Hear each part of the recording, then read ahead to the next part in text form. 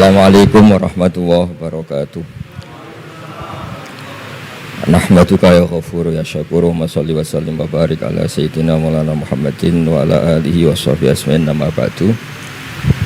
Semua Dewan Komisioner OJK yang saya hormati, wabil khusus Bapak Ketua Dewan Komisioner OJK Bapak Wimbo Santoso, Bapak Ibu Wakil Ketua Ibu Nur Haida dan semua anggota, Kepala Regional Jawa Tengah Bapak Aman Santosa, tidak lupa teman kami Gus kami Kiai Haji Tas Yasin, semua teman-teman yang ikuti virtual, salam kebangsaan, salam semua. Ini diminta ngaji ya Pak, merawat persaudaraan kebangsaan. Saya sering punya tamu mulai polisi, mulai pejabat, ya mulai yang Islam sampai non-Muslim. Saya sering cerita bahwa hal-hal yang jadi fitrah manusia itu ya keinginan dasar manusia itu ya senang damai, senang bersaudara. Karena hal itu fitrah itu desain awal manusia itu suka damai. Jadi kalau untuk konflik itu butuh pemicu, tapi kalau untuk damai itu tidak butuh pemicu. Sehingga orang di mana-mana bisa rileks ya, rileks di terminal, rileks di jalan, rileks di warung-warung kopi, rileks di kedai-kedai. Nah, konflik itu ya dimulai dari pemicu, entah rebutan pacar, entah rebutan harta, entah rebutan jabatan. Sehingga karena ada rebutan-rebutan itu terus ada pemicu, nah itu yang melahirkan konflik.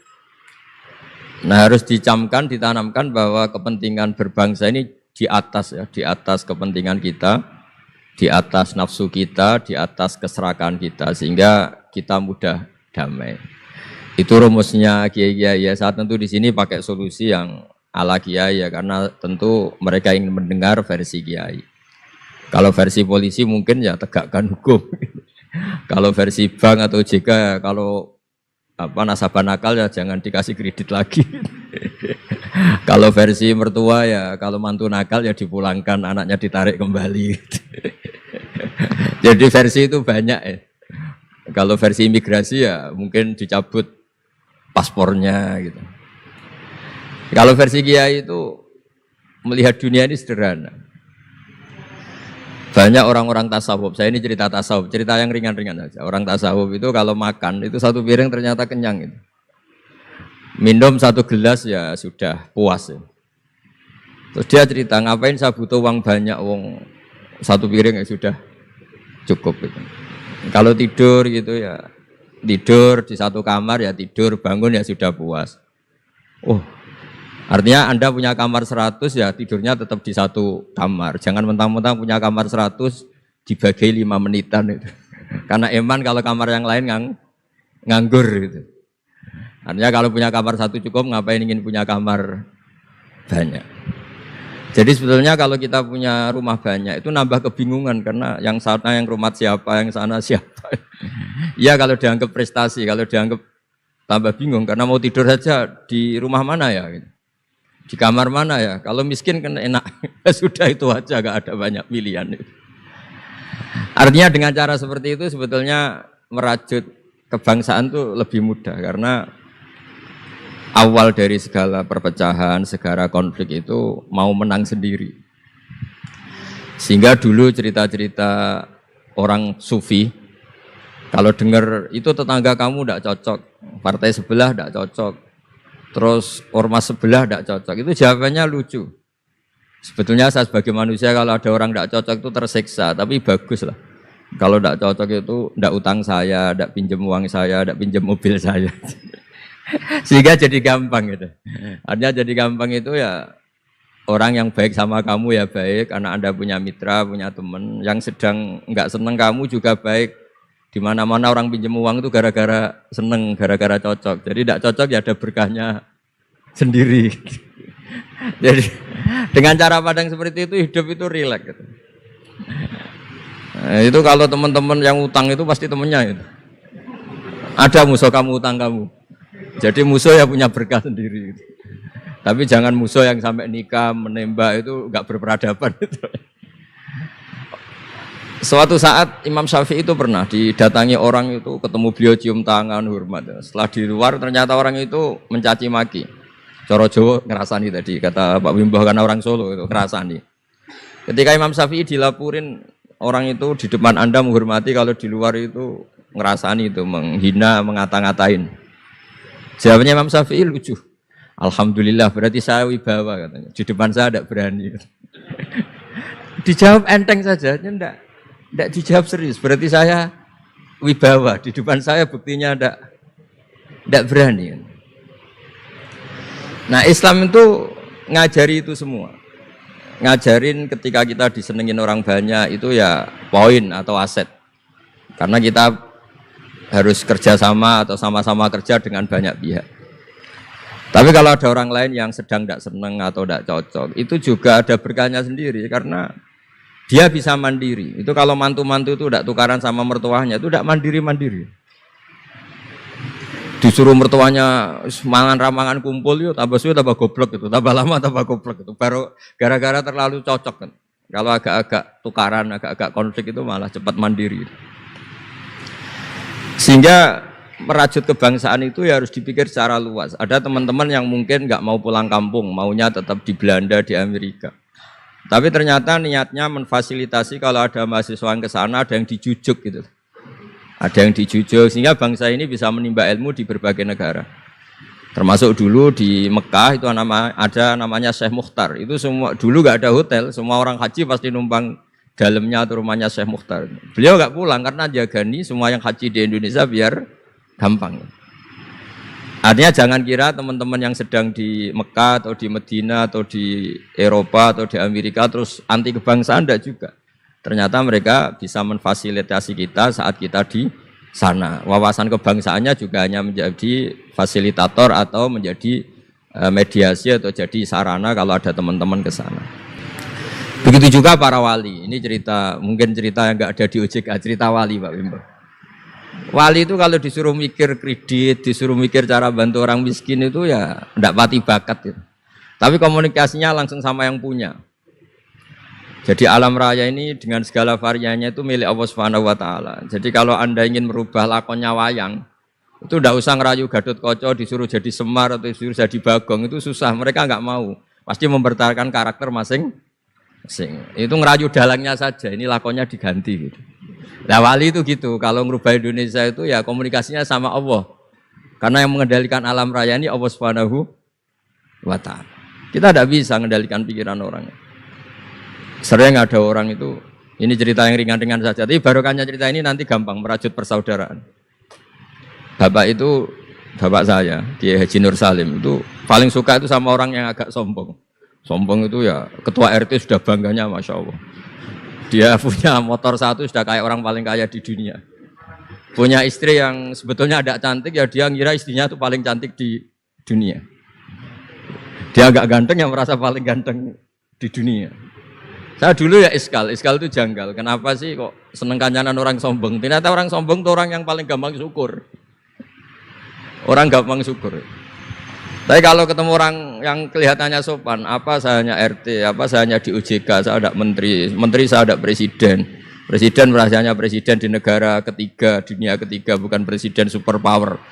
Ketemu orang-orang yang tidak pernah puas itu kesannya tawadhu, ternyata pasnya itu tidak pernah puas. Tidak pernah syukur. Lah yang sombong ternyata tidak sombong, dia gampang syukur. Ketua RT aja sudah merasa kayak presiden. Hanya pegawai OJK aja sudah merasa bangga, padahal dibuat suruhan Pak Simbo. Tapi senengnya, nggak disuruh seragam, sudah seragam semua. Saking senengnya. Iya, bangga banget ya, bangga banget. Jadi sama, sebetulnya kita jadi warga Indonesia, berKTP Indonesia sudah harus seneng. Tidak gampang, orang punya negara itu tidak gampang. Coba orang-orang yang sekarang di Amerika, di mana-mana itu orang Indonesia itu ya kangen rumah. Itu untuk kangen ke sini itu harus berbiaya 100 juta untuk pulang. Kita tidak usah kangen, sudah di Indonesia, itu sudah luar biasa. Nah, sama-sama kerja atau sering memberi kontribusi. Saya sering punya analogi ya. Saya sering diskusi sama banyak rektor di Indonesia. Bagus mana kerja sistem modern sama sistem kiai? Kata saya ya semuanya punya plus minus. Tapi kalau saya kiai ya milih bagus kerjanya kiai. Kata saya. Kalau kiai itu ngajarkan orang yang mampu nolong yang lemah. Ya sudah itu aja ajarnya. Kapan saja Anda mampu, berkesempatan mampu ya wajib menolong. Tapi kalau sistem modern itu ada jobnya. Sehingga gara-gara ada jobnya, suatu saat mungkin kalau ada orang tenggelam, wah saya ada SAR, saya ada tim SAR gak perlu menolong. Gitu. Kalau ada orang miskin, saya ada pegawai bank gak perlu ngasih kredit. Itu bahaya untuk bangsa ini. Sehingga dibutuhkan kerja-kerja yang ala kiai saja. Kalau ada kecelakaan di jalan, meskipun Anda tidak satlantas, ya ditolong Anda yang menangi, yang tahu. Kalau ada yang miskin, tetangga kamu Anda mampu, ya tolong saja. Tidak usah nunggu diajukan proposal, didaftarkan miskin resmi, sampai ada plakatnya, terus baru dibantu. Itu selak mati. Nah, selak kelaparan. Nah, pendidikan agama juga gitu. Misalnya semester ini mengkaji tentang sholat, misalnya di UIN atau di IAIN.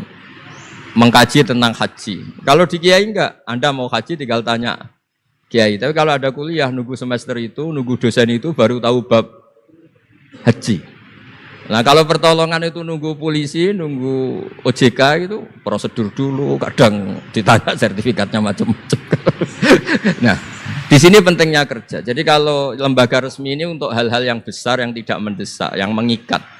Tapi harus ada sistem sosial yang on time, yang setiap saat bisa diakses. Yaitu kebaikan masif, kebaikan yang semua orang itu merasa harus menjaga. Jadi yang menjaga kestabilan Indonesia itu semua orang, bukan polisi, bukan tentara, bukan siapa saja, termasuk departemen-departemen resmi, kepolisian, termasuk semuanya. Dengan merasa seperti itu, saling tergantung, dan yang lebih cepat ya sistem sosial tadi.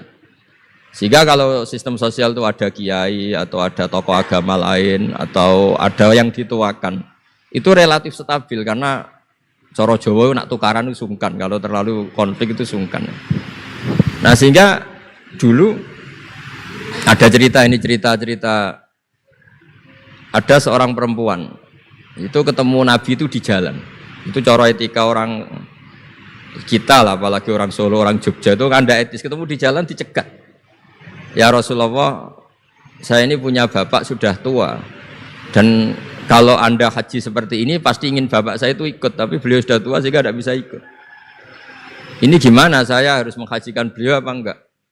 Sama Nabi saat itu dijawab, kalau bapak kamu punya utang, kamu yang bayar, cukup enggak? Ya cukup ya Rasulullah, ya sudah seperti itu. Artinya cukup Anda hajikan. Kemudian oleh Imam Bukhari itu dibabkan lucu, babnya itu unik. Bab boleh tanya tokoh di jalan. Jadi tidak tentang hajinya, tapi tokoh itu harus siap menjawab pertanyaan meskipun sedang di jalan. Tidak usah nunggu sowan di rumah atau antri inden daftar tamu. Nah, itu jadi pelajaran bagi kita. Jadi kebaikan itu kita wajibkan dulu ke siapapun yang mampu dan berkesempatan. Sehingga kalau kita misalnya ketemu orang tenggelam, meskipun kita tidak pegawai SAR atau tidak yang bertugas di pantai itu, ya kalau Anda mampu, ya selamatkan. Kalau ada kebutuhan tertentu masyarakat, misalnya sakit, Anda berkemampuan minjemin mobil untuk diantar ke rumah sakit, ya kewajiban Anda, bukan nunggu dinas resmi yang mengambil. Jadi kebaikan yang diwajibkan ke dinas resmi ya monggo, kita loyal, kita dukung, kita support. Tapi kewajiban yang diwajibkan atas nama agama bagi yang mampu itu tidak boleh hilang, karena ini yang langsung bersentuhan dengan masyarakat. Coba kemarin pas COVID misalnya, banyak teman-teman saudara kita yang pulang kampung. Ketika lembaga resmi belum ngurus itu, yang ngurus ya keluarga, sanak famili, mereka pulang, mangan ramangan kumpul, ya ada, alhamdulillah ya ada yang kelaparan. Kenapa ada yang kelaparan? Karena sistem sosial itu jalan, orang kok medit atau kikir sama tetangga, sama keluarga itu pasti diadili masyarakat. Dan masyarakat sepakat urusan makan itu sepele, sehingga mereka pulang ya ikut Pak D-nya, Pak Lek-nya, ikut Mbahnya, itu semuanya bisa makan. Bisa ngopi-ngopi, bisa rokok-rokok, ya tetap santai aja normal. Bahkan banyak yang nganggur itu seneng. Barokahnya nganggur yang ngutangi tidak nagih katanya. Kalau tidak, jadi ya dianggap ringan saja hal-hal seperti itu. Nah, khawatir saya kalau saya pernah baca kitab di karangan seorang ulama besar, Al-Hayatul Ulya, otoritas besar dalam satu sistem negara, itu harus diakui sebagai bagian dari kebaikan masif. Jadi kebaikan masif yang nggak boleh hilang adalah kebaikan yang nggak punya otoritas, karena ini jumlahnya lebih besar. Ya tadi misalnya kecelakaan di jalan itu kan tidak bisa kebetulan ada mobil patroli atau mobilnya Satlantas atau lembaga resmi tertentu yang nangani kecelakaan. Yang nangani ya orang-orang di jalan yang menangi itu terus diantar ke rumah sakit atau ngabari keluarganya. Sehingga kata Nabi, kullukum ra'in wa kullukum mas'ulun an ra'iyati. Semua kita ini menjaga kedamaian, menjaga kemajmuan, semua kita jaga sistem sosial, semua kita menjaga kebaikan. Nah dari semua itu dibikinlah di era modern lembaga-lembaga formal. Tapi jangan juga lembaga formal menghilangkan sistem fitrah manusia tadi yang fitrahnya ingin baik dan itu ada di mana-mana dan kapan saja. Dan Allah kalau menciptakan sesuatu itu pasti luar biasa. Saya sering ditanya sama orang-orang, Gus gunane Indonesia seneng cangkruk itu apa? Anggap aja itu tim SAR paling on time katanya. Itu kalau ada orang bingung, yang ditanya pertama ya orang-orang nganggur di pertigaan-pertigaan itu. Ini rumahnya mana? Kalau ada orang bingung yang nanya itu. Kalau ada orang kecelakaan yang nolong ya itu. Artinya sistem sosial yang sudah ada itu nggak boleh diambil alih lembaga. Karena kalau itu iya, kita kekurangan kekuatan apa? Sosial. Jadi ini penting saya utarakan supaya kebaikan-kebaikan bersama ini saling melengkapi, bukan saling mengadili, bukan saling merasa paling superior. Saya sering guyonan begini, kalau ada rapat ketahanan pangan, yang rapat itu merasa superior karena punya rumus yang luar biasa. Tapi apa artinya rumus itu kalau petani nggak mau nanam padi? Petani itu tidak usah rapat, tapi nanam padi itu otomatis jaga ketahanan apa? Pangan. Sistem sosial juga sama. Di kampung itu kalau ada orang jahat atau sinis, itu pasti nggak punya teman. Monggo Gus Yasin ini rawuh. Ini alhamdulillah Gus Yasin rawuh. Mau biar jajar Pak Ketua, dia di situ ada. Oh mau di. Mari Gus. Jangan tetap di mana itu.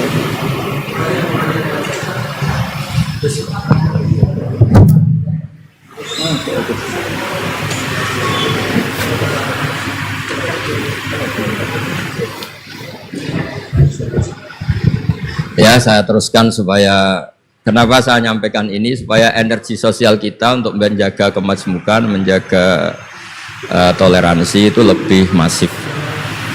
Di beberapa daerah itu ya banyak masjid jejer gereja di Tuban, di Jakarta, dan ketika buktinya nggak ada apa-apa yaitu simbol perdamaian.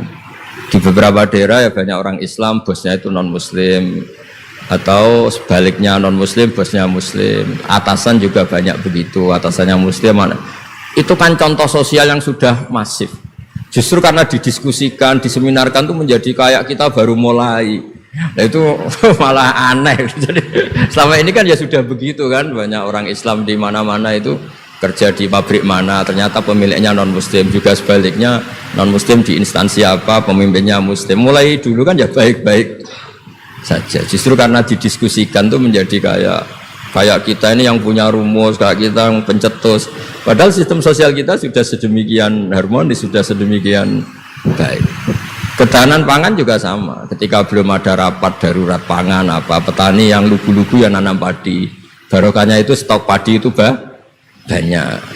Begitu juga mereka melahirkan sistem kerja yang nggak punya ladang, kerja di yang punya ladang, dan kalau itu dizolimi atau nggak digaji, ada embargo sosial, terus tidak mau kerja di situ, sehingga yang nggak baik juga akan baik karena dipaksa oleh sistem sosial. Jadi sebelum ditangkap polisi karena tidak baik, itu sudah diadili sosial, itu diadili hukum sosial. Nah, hal-hal seperti ini harus jadi perangkat bersama untuk menjaga kebaikan bersama. Makanya saya sering bilang sistem sosial itu segala-galanya.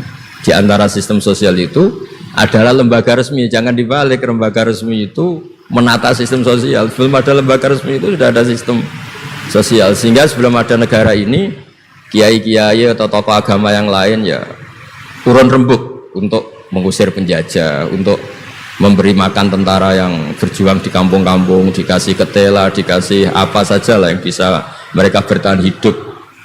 Nah, ini penting diutarakan supaya semua masyarakat itu merasa bahwa mereka ikut dan harus merawat negara ini. Kullukum ra'in wa kullukum mas'ulun an ra'iyati. Semua kalian adalah penjaga dan semua kalian dimintai tanggung jawab Allah, kontribusi Anda terhadap bangsa ini, terhadap komunitas Anda, terhadap sistem sosial Anda. Sehingga kemudian terus jalan. Lah dimulainya dari mana? Kata Nabi, dimulai dari keluarga Anda. Sehingga semua orang nggak lempar tanggung jawab. Kalau anak saya miskin ya salah saya. Kalau anak saya terlantar ya salah saya. Kalau istri saya terlantar ya salah saya.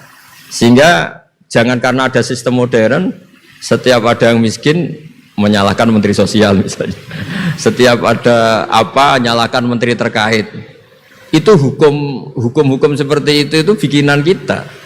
Yang hukum Allah permanen itu ya setiap anak kita terlantar salah kita. Nah barokahnya merasa salah itu tidak mudah menyalahkan orang lain, termasuk tidak menyalahkan instansi tertentu atau departemen tertentu. Ini penting supaya orang itu evaluasi, merasa salah. Barokahnya merasa salah itu orang tidak menyalahkan orang lain. Jadi negara ini tidak mudah chaos dengan kultur menyalahkan pihak lain. Betapa baiknya agama ini. Jadi kalau berdoa disuruh mulai dengan Rabbana dzalamna anfusana, ya Allah saya ini mendolimi diri kita sendiri. Wong yang punya kewajiban saya kok menyalahkan orang lain. Saya kalau guyon itu sering begini. Teman-teman kita yang satu kampus atau satu pondok atau satu kampung itu kalau kaya itu pasti jadi sumber disalahkan. Misalnya Anda punya teman yang dulu sama-sama miskin, tahu-tahu jadi bupati atau gubernur. Terus itu tarif utang kamu ya dinaikkan. Dulu zaman sama-sama miskin paling pinjam uang hanya 10.000, gara-gara jadi bupati atau gubernur BI misalnya atau ketua OJK utangnya dinaikkan bukan sesuai Anda tapi sesuai jabatan teman kamu. Masa punya teman gubernur kita utang 100.000, pantasnya ya utang modal 100 juta, dan kalau nggak ngutangin wah katanya teman deket ternyata nggak mau dipinjemin. Jadi punya kultur menyalahkan orang lain. Dia SDM-nya hanya ketua RT gara-gara punya teman gubernur atau presiden atau apa. Inginnya ya lebih tinggi lagi. Jadi bukan berdasar kapasitas dia tapi kapasitas temannya. Itu juga bagian dari kesalahan yang kita ciptakan. Sehingga agama mengatur orang itu tidak boleh melebihi batas SDM-nya. Orang itu tidak boleh melebihi batas apa? SDM-nya. Kadang-kadang kita sama ketika anak kita terlantar bilang di Pak D Sugih ya ora nyafaati, punya Pak D kaya juga tidak memberi syafaat, punya teman kaya tidak beri. Jadi tidak menyalahkan dirinya tapi menyalahkan teman atau keluarganya yang kaya. Itu juga awal bencana kemajmukan. Jadi kebanyakan nuntut. Makanya Nabi berkali-kali ngendikan ketika kamu di zaman akhir wa alaika bi khosayati nafsik wada angka amrul amah. Kalau sudah ada badai apa saja, badai ekonomi, badai sosial atau badai apa saja, urusi diri kamu sendiri. Itu bukan Nabi menanamkan egois itu enggak, justru menanamkan kebersamaan. Barokahnya orang itu sibuk ngurus keluarganya sendiri itu enggak kepikiran nyalakan orang lain. Jadi orang kadang salah tafsir itu justru seakan-akan kita diajarin untuk egois itu enggak. Berkahnya ngurus diri sendiri, ketika kita sudah terurus tidak membebani sama orang lain, dan berkahnya ngurus diri sendiri juga tidak gampang mengkomplain orang lain karena kita merasa punya kewajiban sendiri. Tapi kalau kita ini terlalu modern, orang nggak punya uang ini tanggung jawab Menteri Keuangan, kalau miskin tanggung jawab Menteri Sosial, kalau ada jalan rusak tanggung jawab PU. Oke, secara hukum kenegaraan misalnya mereka berkewajiban tugas itu, tapi kalau itu untuk alasan menyalahkan, semangat kita menyalahkan. Dan agama itu tidak mengajari seperti itu. Agama itu mengajari Rabbana dzalamna anfusana, ya Allah saya ini merasa mendolimi diri sendiri. Nah dengan seperti itu enak cara hukum sosial kayak tadi. Ketika Allah menciptakan orang tidak suka kita kadang ya Allah salah saya apa kok sampai orang tidak cocok saya. Kamu lupa Allah mendesain orang tidak cocok kamu supaya ada utang kamu, tidak ganggu kamu. Barokahnya tidak cocok itu tidak minta uang kamu. Nah itu yang saya ingin ditiru. Jadi perilaku ulama-ulama besar kayak Imam Syafi'i itu, kalau tadi berkali-kali saya ngomong, ya Aba Abdillah, panggilannya Imam Syafi'i ya Aba Abdillah, orang itu tidak cocok kamu. Ya baguslah dia merdekakan saya, dia tidak akan pinjam uang saya, tidak pinjam mobil saya, tidak akan ganggu saya, wong tidak cocok. Kalau dia hajatan juga tidak ngundang kamu, jadi tidak cocok itu ya barokahnya ya banyak. Nah kenapa banyak kiai tidak dimintai rembukan masyarakat padahal dituakan? Karena kalau semuanya minta rembukan kiai itu disarankan mondok semua. Padahal barokahnya negara ini ya ada yang kuliah, ada yang jadi polisi, ada yang jadi tentara. Kalau rembukan semua sama kiai disarankan mondok semua. Nanti yang jadi polisi siapa, yang jadi dokter siapa. Nah barokahnya kadang-kadang kiai ditinggalkan nggak diajak rembukan itu ya varian-varian profesi itu banyak. Kiainya juga ada harus tersinggung. Ini katanya nuakan saya apa-apa diputuskan sendiri, ada usah seperti itu ya biasa aja. Jadi kemajmukan, menjaga kemajmukan itu dimulai dari semua orang merasa berkewajiban menjaga perdamaian ini, menjaga keharmonisan ini. Tentu dimulai dari merasa wajib pada dirinya. Ini penting supaya tidak ingin menyalahkan orang lain atau terbersit menyalahkan orang lain. Terus kedua, bahagia dengan dirinya tadi. Misalnya orang yang paling miskin di Indonesia, itu ternyata tadi saya utarakan, saya punya kitab-kitab tasawuf banyak. Itu lucu-lucu dan jadi gampang hidup itu. Misalnya dia miskin makan satu piring kenyang. Kenapa saya harus korupsi? Kenapa saya harus mencuri? Wong makan satu piring juga sudah kenyang. Terus dia menghitung orang sampai kaya raya itu makannya sampai meninggal, misalnya 60 tahun, jumlahnya sama orang miskin ternyata jumlah yang dimakan yang sama, jumlah yang diminum ya sama. Terus ada pertanyaan, saya pernah digugat juga pas dalam satu acara. Tapi kalau orang kaya ingin apa saja kan kesampaian Gus, ingin beli mobil kesampaian, ingin beli pesawat kesampaian. Saya tanya, ya orang kaya inginnya tidak seperti itu. Misalnya inginnya mungkin jadi presiden, inginnya jadi gubernur, kan ada aja nggak kesampaian. Tetap aja ada yang nggak kesampaian. Kadang-kadang wah enak jadi anaknya presiden, anaknya gubernur, apa saja kesampaian. Banyak juga anaknya presiden mungkin ingin anaknya jadi presiden ya nggak kesampaian. Anaknya kiai ingin anaknya jadi kiai ya nggak kesampaian. Mungkin anaknya jenderal, anaknya ingin jadi jenderal. Dan dia nyontohkannya kan, wah kalau jadi orang kaya itu enak, ingin makan di apa saja kesampaian. Masa orang kaya seleranya hanya ingin apa? Makan itu. Artinya ada saja yang nggak sama. Misalnya orang jadi raja Arab Saudi, ada aja nggak kesampaian. Mungkin bayangkannya ya tidak ada yang demo, tidak ada yang komplain, semua anak yang diinginkan putra mahkota jadi ya tidak gampang kesampaian. Nah, kemudian dia berpikir lagi. Saya ulang lagi ya, dia berpikir lagi si orang miskin tadi. Misalnya dia ke hutan atau ke gunung, wah enak jadi bupati, gubernur, apa-apa difasilitasi negara. Terus dia mikir, tapi mereka punya atasan, ditegur atasannya takut, diatur atasannya takut. Kok enak saya nggak punya apa atasan. Tapi intinya itu bagi saya semua itu harus dikawal oleh hukum. Jadi melakukan perintah Allah itu nikmat. Sehingga Anda misalnya ketua OJK atau gubernur atau wakil gubernur atau kiai, nikmat tertinggi itu karena melakukan perintahnya Allah Subhanahu wa taala. Kita disuruh jaga Indonesia, disuruh jaga keluarga. Kalau nikmatnya itu subjektif sepihak, kita puas kalau ingin seperti yang kita inginkan. Itu nggak akan ada puasnya karena nafsu kita itu kalau guyonan orang-orang tasawuf, kamu dikasih dunia seisinya dan lipatannya, tamak kamu atau keinginan kamu itu tidak akan tercapaikan, tidak akan terpuaskan. Karena manusia itu ya sudah nggak ada batasannya. Makanya kalau guyonnya dulu kan ada orang tirakat, kalau megang apa saja jadi emas. Dia bayangkan jadi kaya, jadi top. Ternyata pertama dia megang saka rumahnya, tiang rumahnya jadi emas. Habis itu megang apa lagi jadi emas.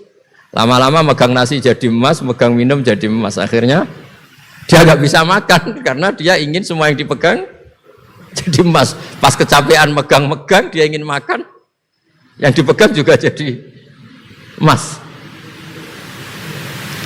Ya akhirnya kan jadi bingung gitu karena nggak kesampaian kan. Dia kesampaiannya jadi emas, ternyata kebutuhan dasar dia ingin makan malah tidak kesampaian karena yang dimegang jadi emas. Jadi itu kan contoh. Sejahtera juga sama. Anda bayangkan misalnya Kalau punya mobil, punya uang tabungan, punya apa, semuanya kesampaian, enak itu. Semua yang kamu inginkan kesampaian itu enak. Ukuran enak dengan banyak bergantung, dengan tidak banyak bergantung itu ilmiah mana? Misalnya gini, saya ini bahagia cukup dengan makan satu piring. Anda bahagia nunggu punya Alphard, punya uang 1 miliar. Lu menggantungkan kebahagiaan dengan banyak sesuatu yang Anda belum miliki itu sudah satu kebodohan kalau orang tasawuf. Cek repot ya, tapi bahagia kok kakean syarat ya. Makanya saya sering bilang, kalau saya berkali-kali cerita ada orang perempuan datang ke saya, Gus saya ingin kaya. Kebetulan orangnya itu jelek. Saya bilang, kalau kaya yang repot kamu. Kenapa Gus? Setelah suami kamu kaya, sekarang suami kamu kan miskin. Pertama yang dievaluasi apa? Ganti rumah, ganti mobil. Lama-lama ganti Anda, kata saya. Karena setelah rumahnya bagus, mobilnya bagus, yang dievaluasi pasti Anda, katanya. Wah, kalau gitu miskin aja Gus. Iya kan, sudah rumah bagus, mobil bagus, ternyata istrinya. Nanti kalau suami kamu kaya, yang dievaluasi tidak hanya mobil dan rumah, tapi Anda, katanya. Nah, maksudnya ini ya guyon, tapi supaya kita ini bahagia dengan diri kita apa? Sendiri. Jadi saya mohon semohon-mohonnya semua yang mendengar ngaji ini, bahwa agama ini mengajarkan wa'alika bi khossati nafsik. Urus diri kamu sendiri itu bukan mengajari egois, itu bukan. Kalau semua kewajiban orang merasa bertanggung jawab, paling tidak bawaannya itu tidak nyalahkan orang lain. Dan negara juga agak repot-repot karena semua orang dicukupi oleh orang tuanya, oleh keluarganya, sehingga negara ini sifatnya hanya membantu, bukan ngurus yang pokok. Tangan negara tidak cukup untuk ngurus sebesar itu, tidak cukup. Yang cukup adalah individu-individu ini menanamkan nilai-nilai sosial sehingga semua bertanggung jawab atas dirinya, atas kampungnya, atas komunitasnya, terus negara fasilitasi itu semua. Insya Allah menjadi baldatun thayyibatu wa rabbun ghafur. Saya kira demikian, semoga bermanfaat dan mohon maaf. Assalamualaikum warahmatullahi wabarakatuh.